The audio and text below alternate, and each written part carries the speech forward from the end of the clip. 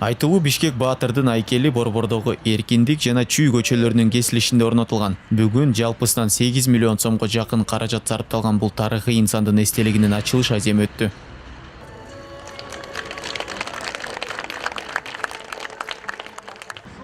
Өлкө башчынын айтымында Оз-2 жана документалдык булактарга ылайык Бишкек Баатырдын сөөгү коюлган жерге чоң күмбөз тургузулган. Ал кийинчерээк Бишпек ата чеби деп аталып калган. Калктын тынымсыз агымынын натыйжасында анын айланасында адамдар отурукташып, чоң шаар пайда болгон. Президент өз сөзүндө ушул сыяктуу тарыхый эстеликтерге мамлекет тарабынан жетиштүү көңүл бурулушу керектигин белгиледи.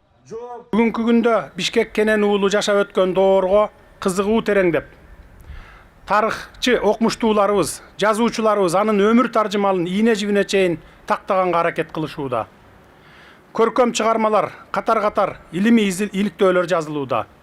Ал турсун анын чыныгы ысмы кандай болгондугу тууралуу тактоолор, жаңы версиялар жаралып, шаарыбыздын узак тарыхын изилдөөнүн бир багыты болуп калды. Бул изденүүлөргө ийгиликтерди каалайбыз. Бишкек шаары 18 кылымда түптөлгөн. 1926 жылдан тарта Кыргызстандын борбору аскер ишмери Михаил Фрунзенин атынан Фрунзе деп аталып келген. Эгемендүүлүк алгандан кийин борбордун тарыхый атын кайтаруу аракети жүрөт. Узакка созулган талаш тартыштан кийин Бишкек деген аталышка токтолушат. Кыяз Молдокасымовдун айтымында Кыргыздын тарыхы бай, бирок аны изилдөөгө акча бөлүнбөй келет. Ушул сыяктуу бурмаланган фактылар менен аталыштар эл тарыхын бузат. Тарыхчы президентке кайрылып бул маселени колго алууну суранды. Тилекке каршы биздин тарыхыбыз өтө бай, бирок кошуна мамлекеттердегидей каражат бөлүнбөгөндүктөн 2800 беттен турган, андан мурунку турган 1000 деген бет биздин тарыхый булактарыбыз которулбай турат. Токтоп турат. Ошон үчүн Садыр Нуркожоевич, мына ушул багытка дагы бир өзүңүз жардам берсеңиз деп мына тарыхчылардан өтүнөбүз. Ошол тарыхый документтерде буюрса Бишкек Баатыр жана башка биздин көптөгөн баатырларыбыздын, тарыхый инсандарыбыздын аты жөнү чыгат. Оз-2 чыгармаларда Бишкек Баатыр тууралуу уламыштар айтылып келет. Анда көчмөн кыргыз мал менен жүргөндө Бишкек эгин эгип, дыйканчылык кылып, устакана ачып, там салып, коңшу элдер менен соода саттык иштери жүргүзгөнү айтылат. Ошол күнүмдүк тиричиликти өткөрүп жаткан жерлерибизде бизге чейинки бабалардын конушунан карыш жылбай жан берип, алардын канын, алардын пешине терин тебелеп жүргөнүбүздү билбегенибиз өкүнүчтүү болчу.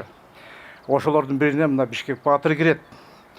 Бишкек Баатыр 18 кылымда көптөгөн биздин баатыр бабаларыбыздын катарында Бердике Баатыр, Черикчи би, Атеке Баатыр, Чоңмамбет би, Базыл Баатыр жана башка баатырларыбыздын катарында эле колуна курал кармап, биздин бүгүнкү жаркын келечегибиз үчүн күрөшкөн инсан эле. Эстеликтин бийиктиги 3 метрден ашат. Анын пайдубалы 1,5 метр. Айкелдин автору сүрөтчү скульптор Адил Сейталиев. 2019 жылы эстеликтин долбоору боюнча сынак жарыяланып, кала тургундарынын жана калыстар тобунун көпчүлүк добушу менен жеңиш так ушул композицияга берилген. Композиция өзү, скульптура өзү бронзадан жасалган, 3,5 метрлүү.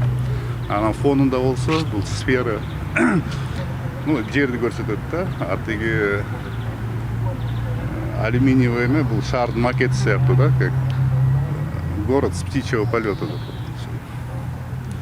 Сама идея ошо Бишкек Баатыр мында карап көрсөңөр, өзү жол басып баратат да, ушул өткөн жолу да.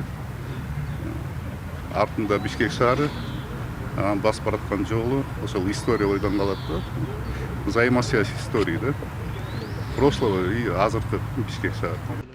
Бишкек Баатыр көз жумарда балдарына керез катары мени ушул жерге коюп, коргон салгыла деп айтат. Балдары керезин аткарып, чоң коргон салып, ал бара-бара Бишкектин коргону болуп калат. Убакыттын өтүшү менен адамдар отурукташып, коргон кыштакка, андан кийин шаарга айланат. Кокон хандыгы учурунда бир катар чептер курулуп, анын ичинде Бишкек чеби да болгон. Кийин орус аскерлери келип, өз тилине ылайыктап Бишпек деп атап алган. 1957 жылы Фрунзе шаарынын аткаруу комитетинин чечими менен Баатырдын күмбөзү сүрдүрүлүп, анын ордуна Ысык көл кинотеатры салынган. 2017 жылы ал кинотеатрдын ордуна Борбордук мечит курулган. Максат Леспеков, Адилет Марспеков, 5 канал.